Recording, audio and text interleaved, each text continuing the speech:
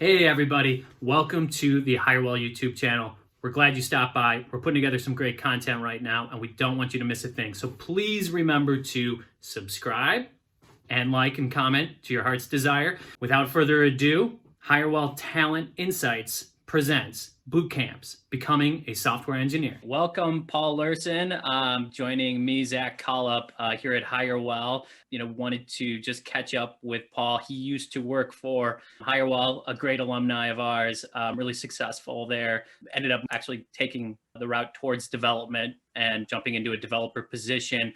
He did take a boot camp to get there. So we wanted to get his perspective on what that whole story looks like. Thanks for joining me, Paul. Thanks for having me, Zach. Awesome. Well, hey, let's kick it off by just kind of getting a better understanding of how you ended up taking the boot camp route and jumping into a developer position. Sure. Like you said, I used to work for Hirewell. I didn't really know what software engineers were until I started working as a technology recruiter there. I think pretty quickly I kind of realized that this could be something that could be interesting for me. I was the kid growing up that I was tech support for my family, setting up computers, doing anything in that regard. And then also I absolutely love puzzles. And so really when I started looking into it a few years down the line, I realized that this was something I really wanted to do and would be a bit more passionate about on a day-to-day basis. And so I looked at a bunch of different boot camps. I was lucky enough to be a recruiter, so I also had familiarity with what boot camps are probably most viable in the Chicago market, which ones were going to set me up for success. Not only that, I also kind of understood what languages, what skill set companies were looking for. So I had some advantages in that regard, but I also had a close friend who had recently done a boot camp. And so having talked with him and having done some research, I was able to settle on the one that felt like the best for me. I ended up going to the Full Stack Academy. That ended up being a great experience. It was full stack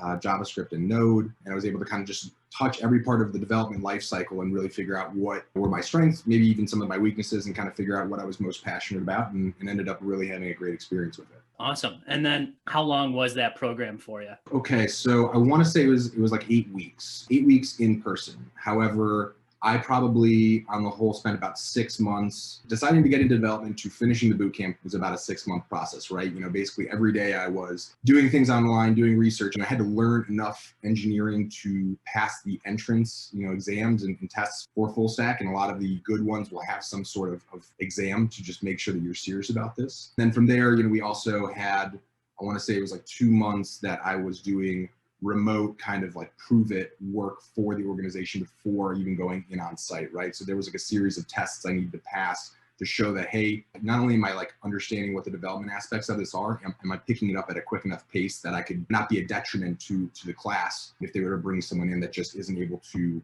stay at the same speed as everyone else, right? Because if someone's really falling behind, it's unfair to the rest of the class to have the teachers kind of rely on keeping them afloat when everyone else is needing their help as well. Cool. How hard was that test or exam that you had to take to kind of get into it? Did you have to, spend a lot of time preparing for that? They have material, like a lot of them will have material like, hey, here's kind of a sample exam type of thing. I probably spent a month or two alone just trying to prepare for that. Maybe I prepared maybe a little bit too much, but I don't know. In this case, like the amount you're trying to learn, like you really can't prepare too much for it. But I think it's something you definitely need to do a little research on and spend some time and really devote yourself before even trying to get in, because you need to really be able to at least point to some things that you've been doing and working on. If you say, hey, I'm serious about this, and here's what I've learned so far, and here's what I'm hoping to accomplish by joining this organization or joining this school. Okay, gotcha. And then what was the requirements as far as like your schedule? Was it like 2 hours a night, or when were the classes? There's a lot of different routes with this, and it depends on the school or organization you end up joining. Ultimately, I have found that the best way to learn software development is to do it every single day and be totally committed. And it's like learning a language, right? Like you can study an hour a night and try to pick up Spanish, but if you go to Spain, you go to Mexico and spend like a month or two there, you're going to have a lot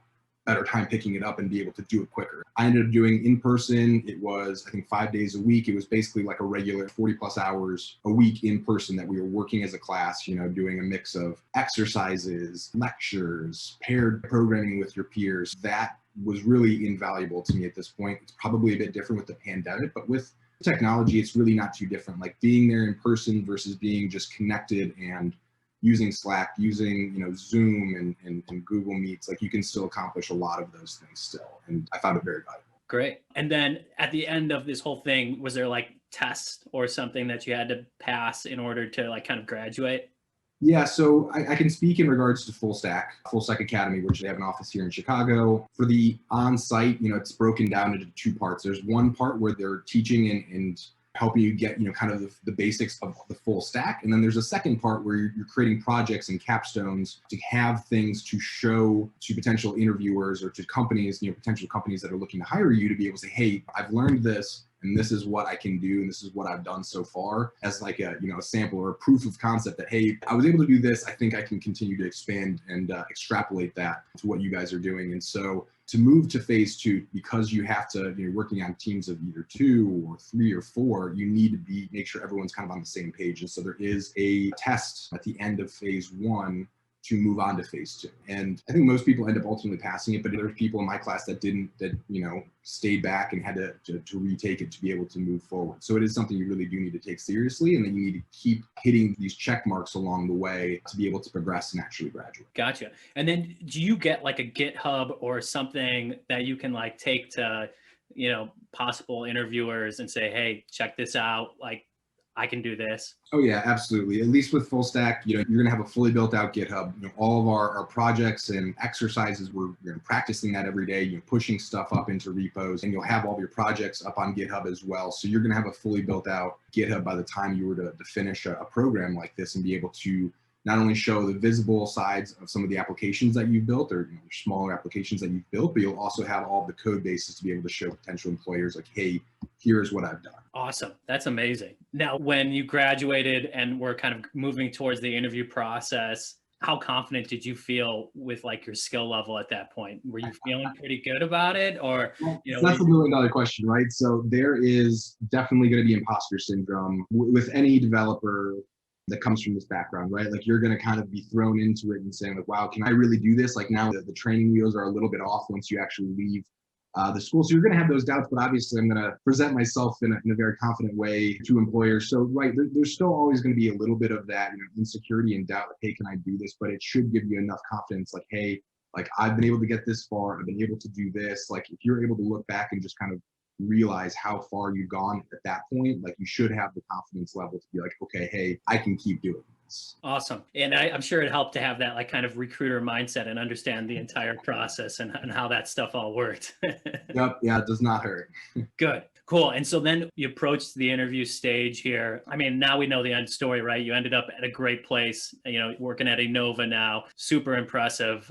How did you feel going through their interview process specifically? As you started going through it, were you building confidence? And then when you got to the end, I mean, obviously like amazing to like end up at a place like that. Can you kind of walk me through that a little bit? Sure. Well, Enova, first and foremost, was absolutely amazing throughout the interview process. I was on familiar terms with some of their, people team, some of the recruiters that they have, and I was lucky enough to be able to go in and speak with some of them before truly starting the interview process, and they were great at setting my expectations. They said, hey, right now we're not really, going to look at you for like a software engineer level 1 even type of role, but we have this program, and it was amazing that I was able to find that they had an apprentice, a software engineering apprentice program and a capstone and this full program all built out. So it ended up being a perfect fit for my experience level. And so I was having set that expectation, like, hey, this is what we're going to be looking for you, and understanding what this program is going to do for me as far as just getting me acclimated, getting me familiar with their code base, and getting me just familiar with what a day-to-day life as a software engineer in actuality is, like what the day in, day out seems like, was amazing. So it was about a 3 or 4 month process that I did with another apprentice. So their interview process was amazing. They were transparent throughout. Everyone I met was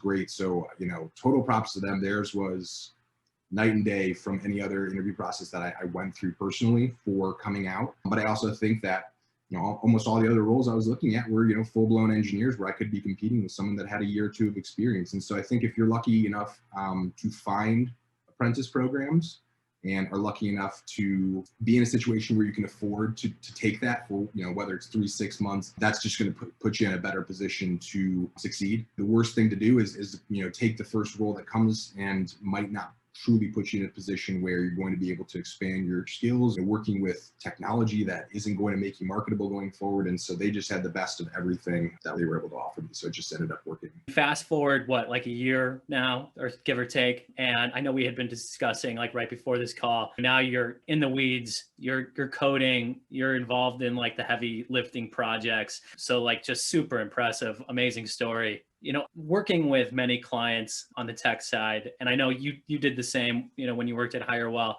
you know, we run into clients that sometimes are less inclined to interviewing candidates from boot camps.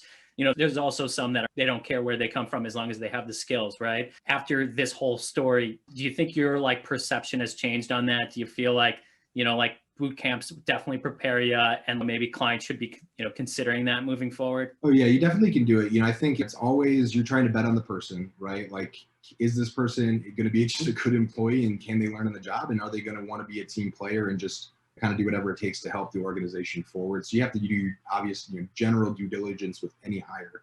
But yeah, the people that are coming out of these boot camps, they can definitely do the job. You need to have expectations, right? Like, it would have been probably difficult for me to be thrown onto a team of, you know, 7 to 10 or, you know, organization under 50 people that didn't have any structure in place as far as onboarding or just, you know, getting you set up for success like that.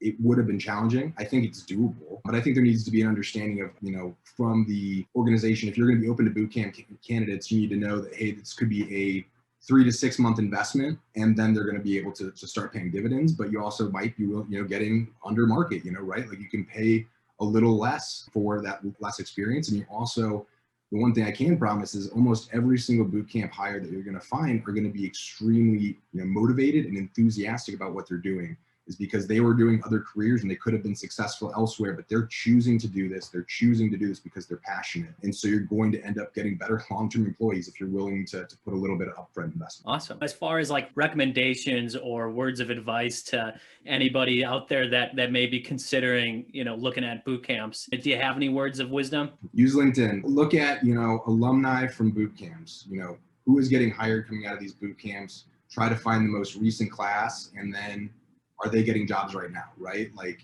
you can kind of figure it out pretty quickly. Like, okay, this class of 12 people graduated 6 months ago. 2 of them have titles that are software engineer. 5 of them have, you know, tech support, and 6 of them still have that they're a student at this company, at whatever school it was. Like, maybe I need to keep, you know, looking or seeing, you know, hey, is this going to be the right place for me? You know, the nice thing about full stack is, you know, not only had I worked with people as a recruiter that had come from this specific boot camp and had made the successful transition into good engineers, I also had a personal friend that had only done it a year before and was working that at that time as a software engineer. So the confidence level of being able to go in and say, okay, if I just work my butt off at this, I can have opportunities coming out of here. And I think that's really the key. Almost every bootcamp is going to say they have some sort of job help or being able to set you up with, you know, even interviews or interview help and prep like that. That's great, but you can't rely on just that alone. You need to be able to do your research and understand how to go about finding jobs and selling yourself. And it sometimes takes going above and beyond to be able to differentiate yourself between you and the other people in your class, because in actuality, you're competing against all of them when you come out. And that's something that you want to at least keep in the back of your head when you start it. Awesome. Good deal. Well, hey, Paul, I appreciate you jumping on here. This is just an amazing story. Like, so awesome to see you, you know, doing so well. Never had a doubt. We knew you'd be good at anything you kind of jumped into. So just wanted to, you know, say thank you for joining me here, and let's stay in touch.